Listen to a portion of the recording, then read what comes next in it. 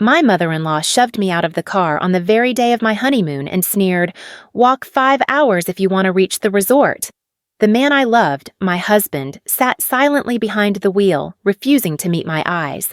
My chest burned with humiliation, yet my feet froze when she pointed at a distant mansion. "Go beg there," she spat. As tears blurred my vision, the mansion's gates creaked open. A tall man stepped out, his gaze piercing through my despair. And then, with chilling certainty, he said, "Welcome back, my lady. I once believed my marriage was the most beautiful thing I had ever achieved.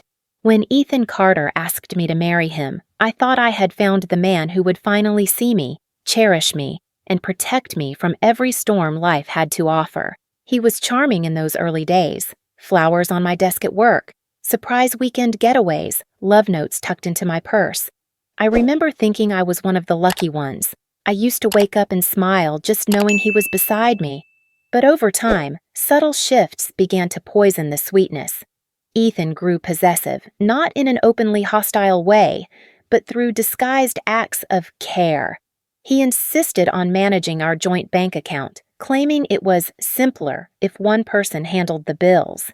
He began asking who I was meeting for coffee, raising his eyebrows when I mentioned an old friend. Soon, he suggested I quit my job as a freelance designer because working from home suits you better and I'll take care of everything anyway. I told myself he meant well. I told myself that this was what marriage looked like. Yet I couldn't shake the sensation that I was being confined, one boundary at a time. My phone calls with my best friend grew shorter because Ethan was always listening in from the other room. Invitations to dinners or social events were declined on my behalf. "You don't really like those people," he would murmur, and at some point, I started believing him. Even his mother played her part. Over tea, she would smile thinly and remark, "Claire, you should be more grateful. Ethan has such a stressful job. You wouldn't understand the sacrifices he makes." Each kindly meant word was a dagger. One evening, I stood before the mirror in our bedroom, studying the woman staring back at me. My hair was perfectly brushed, my lipstick applied the way Ethan liked it. I looked composed, yet something inside me was cracking. My chest rose and fell with shallow breaths, my mind echoing his mother's words, Ethan's accusations, and my own guilty questions. Was I really ungrateful? Too sensitive? Had I lost my grip on reality? My reflection blurred as tears filled my eyes, and the question clawed out of me in a whisper. Am I really going crazy like they say? The doubt gnawed at me until one afternoon I opened Ethan's laptop, not out of curiosity, but because he had carelessly left it unlocked. My eyes fell on an email, one that mentioned my name in connection with a loan application. My pulse hammered as I clicked through more documents. Credit in my name, signatures that looked like mine but weren't, transactions siphoning money from an account I hadn't touched. My legs nearly gave out beneath me as the truth washed over me. I wanted to scream, to confront him that very moment, but something stronger silenced me. Relief. Relief that I wasn't crazy after all. The tight knot in my chest loosened as I realized my instincts had been right all along. He had been stealing from me, lying to me, twisting my reality to keep me silent. The very ground I stood on felt unstable, yet in that chaos I found clarity. It wasn't me who was broken. It was him. That night, as I sat in bed pretending to scroll through my phone, a notification lit up the screen. It was from an old friend I hadn't heard from in years. The message was short, almost cryptic. "Claire, there's something about Ethan you don't know. Be careful." My heart lurched into my throat. I reread the words, the weight of them pressing on my chest until I could barely breathe. What else had Ethan hidden? What secret could be darker than what I had already uncovered? Later, when the house grew quiet and Ethan slept beside me, I pressed my palms to my face and wept. Silent tears soaked the sheets, muffled sobs breaking through the hollow space between my ribs. I felt small, diminished, as though my very existence had been stripped from me. Yet even in that weakness, another feeling stirred. Rage. It wasn't loud yet, not enough to propel me into action, but it simmered, quiet and steady.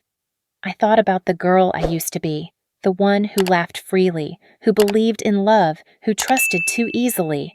She felt distant now, like a shadow I could barely touch. Still, somewhere deep within, she was calling to me, begging me not to surrender. I wrapped my arms around myself as though holding that girl together, whispering into the dark. I'm not crazy. I know what he's done. I will not let this destroy me. I drifted to sleep with swollen eyes, unaware that this was only the beginning, that the man lying next to me was plotting something even more cruel, and that my friend's warning was about to change everything. The morning after my tears dried, I woke with a decision carved into my chest. I would no longer dismiss my instincts. If Ethan was lying, I needed proof, something undeniable, something that could protect me when his charm and manipulation inevitably twisted the truth. I began quietly. While Ethan showered, I slipped into his office and copied documents onto a hidden flash drive. I screenshotted bank transactions from his phone when he carelessly left it charging. Every "I love you" that rang false on his lips became fuel for my secret archive. I learned to delete traces of my searches, to smile when he studied me with those suspicious eyes. It was a delicate dance, pretending to be the obedient wife. At dinner, I laughed at his stories, poured him wine, and leaned against his shoulder, though my stomach twisted at his touch. He spoke about his latest deal, boasting about profits, while I discreetly recorded his words with my phone in my lap. Every sentence might someday prove his downfall, but the tension gnawed at me. Each time I opened the hidden drawer where I kept the growing pile of evidence, I imagined him bursting through the door, catching me in the act. One night, while he dozed in the living room, I slipped a copy of a suspicious contract into the bottom of that drawer, my hands trembling. Just as I shut it, the floorboard creaked. My breath froze. Ethan's footsteps echoed down the hall. I pressed my back against the dresser, heart hammering as the doorknob rattled. His voice called out, casual yet probing. "Claire? What are you doing in here?" I forced a laugh, steadying my voice. "Just organizing my things. You know how clutter makes me anxious." He lingered in the doorway, eyes narrowing before turning away. Only when the sound of his footsteps faded did I let out the breath I'd been holding. The line between safety and exposure had never felt thinner. I knew I couldn't do this alone. My evidence was a weapon, but without the right ally, it was useless. That was when I reached out to Daniel Hayes, an old friend from college who had since become a lawyer. We hadn't spoken in years, but when I sat across from him in a quiet cafe, his face softened with concern. "Claire," he said, lowering his voice, "you don't look well. Tell me everything." I laid out pieces of the puzzle, the loans, the forged signatures, the control Ethan held over my life. Daniel's eyes darkened as he listened. When I finished, he slid his coffee aside and leaned closer. "Claire, Ethan isn't just careless. I've heard his name before, in connection with a fraud case that was buried years ago. If he's still involved with those people, you're standing on dangerous ground." His words made my blood run cold. Fraud, buried cases. Ethan had lied to me about everything, not just our finances. I clutched my bag tighter, my mind spinning. The man I married wasn't just a manipulator. He was a criminal who could drag me down with him. On the walk home, I let the cool evening air sting my face. I needed the bite of it, something to remind me I was still alive. The city buzzed with life around me, laughter from a passing couple, the glow of neon signs, but I felt utterly disconnected. I thought back to the night Ethan had proposed under a canopy of lights, his smile so sincere I had wept with joy. How could that same man now be plotting my ruin? The contrast cut deep, the memories like glass shards in my chest. Back in our house, Ethan greeted me with his practiced warmth, asking where I'd been. I smiled, lied easily, and kissed his cheek while my heart thundered. I thought of Daniel's warning echoing in my ears. Fraud case. Dangerous ground. For the first time, I wondered if survival meant not only exposing Ethan, but severing myself entirely from the life I had built with him. That night, I lay awake beside Ethan, staring at the ceiling. If Ethan fell, would I fall too? Every loan in my name, every contract with my forged signature, every lie told in my voice, They all tied me to his schemes. My evidence could protect me, or it could destroy me. The choice between silence and revelation weighed heavier than chains. In the dark, I whispered to myself, if I bring him down, will I go with him? Days blurred into weeks as I wore the mask Ethan expected me to wear. We attended dinners with his family where I laughed at jokes that weren't funny and praised his accomplishments as if I were still proud. Around the long dining table, his mother raised her glass to toast the perfect couple, her eyes flicking toward me with a challenge hidden beneath the smile. I raised my own glass, my lips curving, though every swallow burned like fire. Behind the façade, my mind worked tirelessly. Each encounter was theater, each smile a performance, and I knew the cost of slipping. There were moments when my rage surged so violently I wanted to stand up and scream, to slam my fist into the table and expose everything. But I swallowed the fury, reminding myself that one misstep would ruin months of preparation. Silence became my armor, patience my weapon. Late one evening, Ethan walked into our bedroom holding a thick folder. His expression was polished but tense, a smile that didn't quite reach his eyes. He dropped the papers onto the bed. "I need you to sign this," he said, his tone light, almost casual. "It's just another investment contract. Nothing complicated." I reached for the folder, my fingers brushing the stiff paper, my pulse quickening. Contracts. My name. My forged signature. Every instinct screamed that this was another trap. I forced my voice to remain calm. "Why the rush?" His smile tightened. "Because opportunities don't wait, Claire. You trust me, don't you?" I studied him in silence, heart pounding, and then set the folder aside. "Of course, but let me read it carefully. Tomorrow." His eyes narrowed, suspicion flashing before he masked it with a laugh. "You're too cautious," he said, kissing my forehead before walking out. Only when I was alone did I open the contract and photograph every page, my hands trembling. The cliff edge I balanced on had never felt sharper. The days that followed turned into an exercise in study. I began watching Ethan as though he were a specimen under glass. I noticed how his jaw tightened when someone contradicted him, how quickly his temper flared when things didn't bend to his will. His arrogance was a weakness, a crack in his armor. His mother revealed her own flaw in quieter ways. At luncheons with her friends, she dropped Claire's name like a badge of honor, desperate to maintain her image of superiority. "My son married well," she would declare. Reputation meant everything to her, perhaps more than money itself. That vanity could be used against her. And then there was Ethan's brother, Marcus. Always late, always restless, and whispers of debts trailed behind him like smoke. I overheard him arguing on the phone, begging for more time to pay someone back.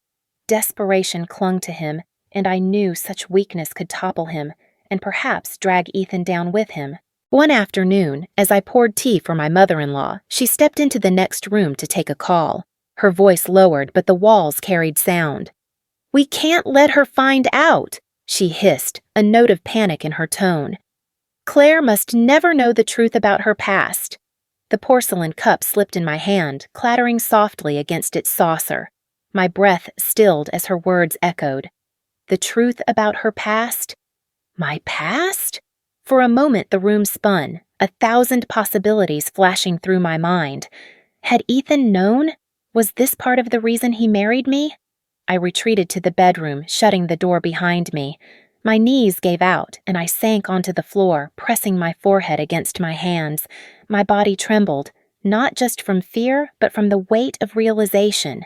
They were hiding something bigger than financial manipulation. A secret tied to me. Tears welled, but beneath the trembling, a spark flickered.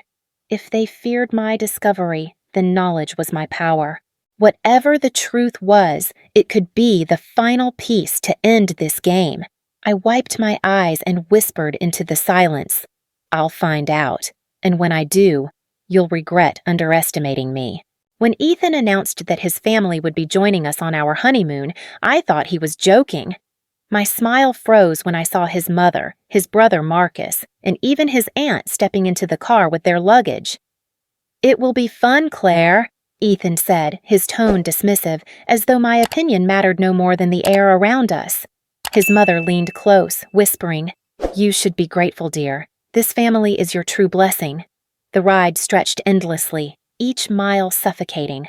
Laughter from the back seat rang false, and I stared out the window, swallowing the bitter taste rising in my throat. My honeymoon, the dream I had once cherished, had become a circus, orchestrated by Ethan and his mother. Hours later, without warning, Ethan pulled the car to the side of a desolate road.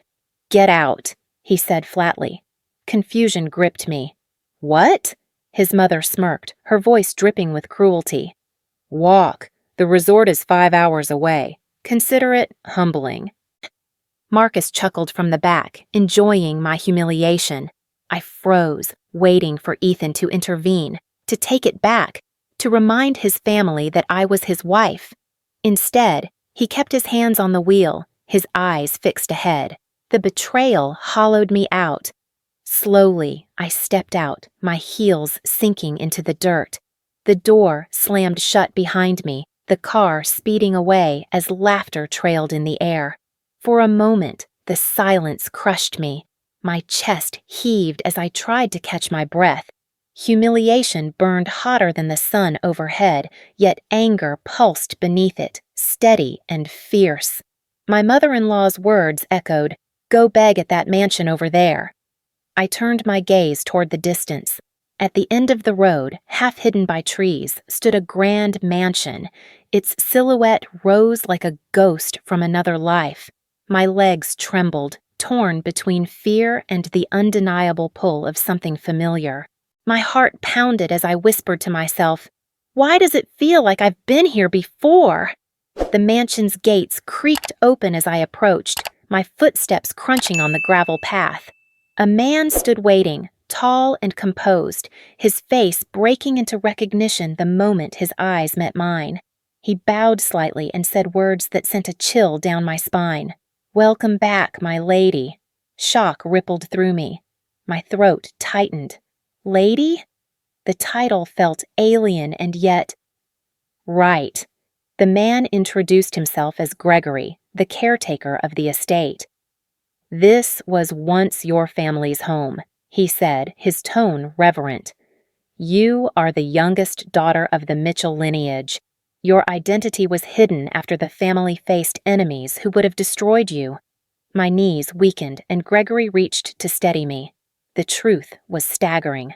My entire life I had believed myself ordinary, unloved by fate, shackled to Ethan's cruelty. Yet here, standing on the steps of the mansion, I realized a history had been stolen from me. I was not the powerless wife they thought I was. I carried bloodlines older and stronger than Ethan could ever fathom. Gregory led me inside, and the scent of polished wood and aged roses wrapped around me. My fingers brushed along the walls, tracing the grooves of familiar patterns, as though my body remembered what my mind had forgotten. In one room, a faded portrait hung above the fireplace, a girl with my eyes, my smile. My mother. The ache in my chest broke open, tears streaming down as I whispered, "I'm home." For the first time in months, I allowed myself to grieve. I sat alone in a velvet armchair, the weight of betrayal colliding with the revelation of my roots. The loneliness, the humiliation, the gaslighting, all of it poured out of me. Yet beneath the sorrow, a steady flame burned brighter. I had a weapon Ethan could never anticipate. Gregory returned, his eyes solemn but fierce. He placed a folder before me. Documents, photographs, proof of my inheritance, and the wealth Ethan's family had no idea existed. He lowered his voice, leaning close. "It's time, Lady Claire. Time to reclaim what is yours. They thought they could strip you of power, but they were wrong." I wiped my tears, my hands tightening around the folder. My heart pounded, not with fear, but with resolve. My tormentors had unleashed something they couldn't control. Gregory's final words lingered in the air like a vow. "It's time to take back everything." News of my return to the Mitchell estate spread faster than I had anticipated. Ethan and his family, realizing I had slipped beyond their control, launched their attack with venom. Online posts appeared overnight, painting me as a gold digger who had schemed to marry Ethan for money. His mother gave interviews to her circle, clutching her pearls as she declared, "Claire betrayed us. We welcomed her, and she turned against her own family." Every word twisted the knife deeper, branding me an ungrateful traitor in the eyes of strangers. Yet the cruelty didn't stop at words. Ethan filed motions through his lawyers, claiming I had embezzled funds from his company. The documents were polished, the numbers aligned, and for anyone glancing quickly, the story looked plausible. His family stood behind him, nodding gravely, each of them playing their roles in the theater of deceit. They wanted me not only ruined, but erased. When the court hearing began, I walked in with my spine straight, though my stomach twisted into knots. Ethan stood across the room, immaculate in his suit, his confidence radiating like poison. His eyes met mine, cold and unflinching, and for the first time I understood he didn't just want to win, he wanted me destroyed. The trial opened with Ethan's lawyer presenting evidence of my supposed crimes. Bank statements, contracts with my forged signature, transfers into accounts I had never touched. The murmurs in the room swelled, and Ethan smirked, believing his victory already sealed. His gaze swept over me, smug and cruel, as if daring me to crumble. But I didn't. When my turn came, I rose, my hand steady, and placed a folder on the judge's desk. Inside lay copies of Ethan's real emails, his voice captured on recordings where he bragged about manipulating finances, dismissing me as too stupid to ever notice. The air shifted as the tapes played aloud, Ethan's arrogance betraying him in his own voice. His smirk faltered, his jaw tightening as whispers rippled through the courtroom. Then I pulled out the second weapon, records from my mother-in-law's charitable foundation. Hidden beneath layers of philanthropy were transactions laundering money through shell accounts. I looked directly at her as the numbers flashed on the screen, her face blanching, her hands gripping the bench so tightly her knuckles whitened. The queen of reputation, exposed as nothing more than a fraud. But the true twist came when Marcus, Ethan's brother, was called to testify. I had evidence tying him to the fraud case Daniel had warned me about. His debts had driven him into the arms of dangerous men, and in desperation, he had used Ethan's company to cover his losses. The entire house of cards collapsed before them, each secret feeding the next. I felt the weight of months of silence lifting as I watched their empire crumble in real time. Still, the emotions overwhelmed me. In the quiet pause that followed, I sat back in my chair and let the tears come. Not of sorrow, but of vindication. For the first time, the world saw me not as Ethan's shadow, not as a liar or a victim, but as a woman who had endured and fought back. The judge leaned forward, tapping his gavel to still the room. Given the new evidence, this court will recess to allow further investigation. There appears to be another matter, an undisclosed secret, directly tied to Claire Mitchell herself. The words sliced through the silence like a blade. Another secret? My pulse quickened as I met Gregory's eyes from across the gallery. He gave the smallest nod as though he had expected this moment. Ethan, regaining his composure, leaned toward his lawyer and whispered, a glimmer of confidence flickering back. His smirk returned, faint but deliberate. For him the game was not yet over, and for me, the battlefield had only expanded. The courtroom felt heavy with anticipation when the recess ended. Cameras lined the back wall, journalists scribbled furiously, and every seat was filled. I walked back to my place, my head high, though my heart drummed relentlessly in my chest. For months, I had lived under Ethan's shadow, but today, the light was finally shifting. The judge began by reviewing the evidence once more. Ethan's recorded boasts played aloud, his voice dripping with arrogance, damning him in a way no lawyer could defend.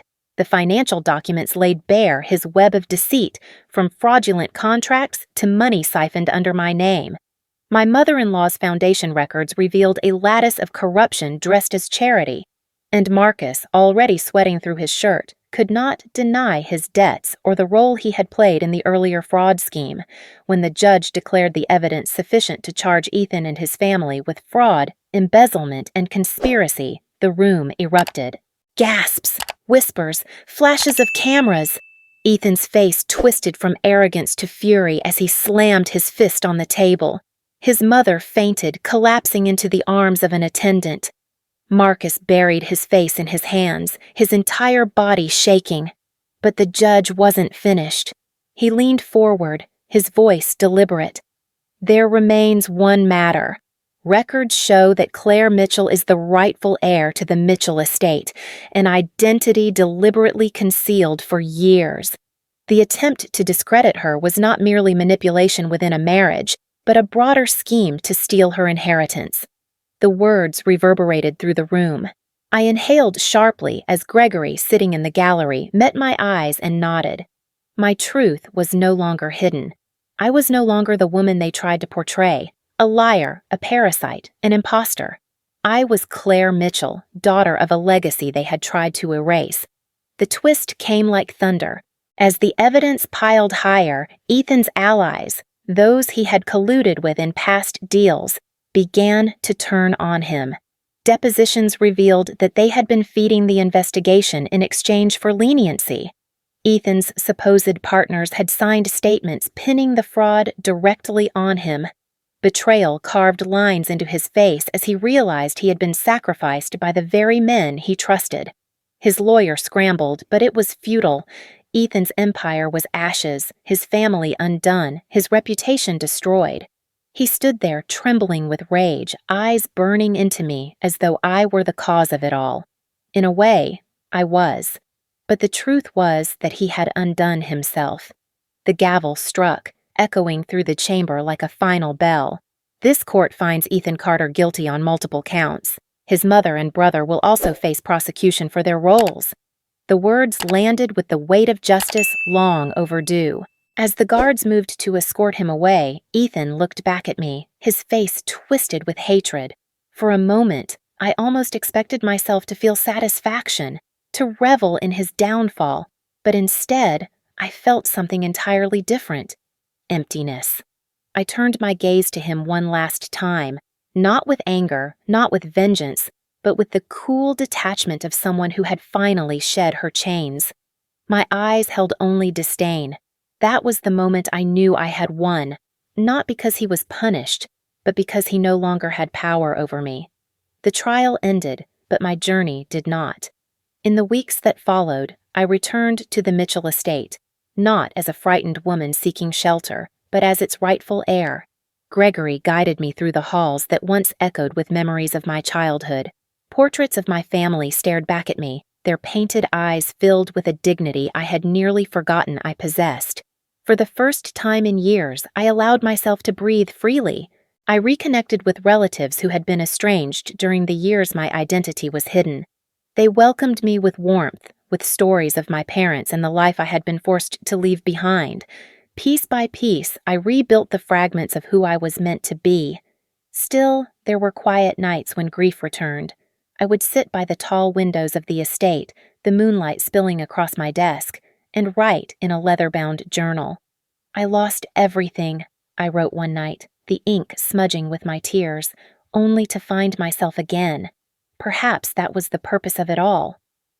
Those words steadied me, a reminder that pain had not broken me. It had forged me.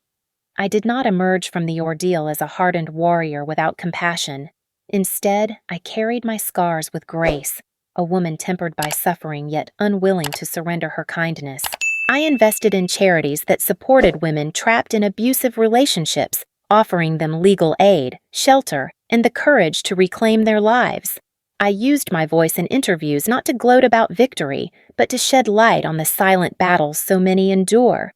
One evening, I walked the garden paths of the estate, the air scented with jasmine.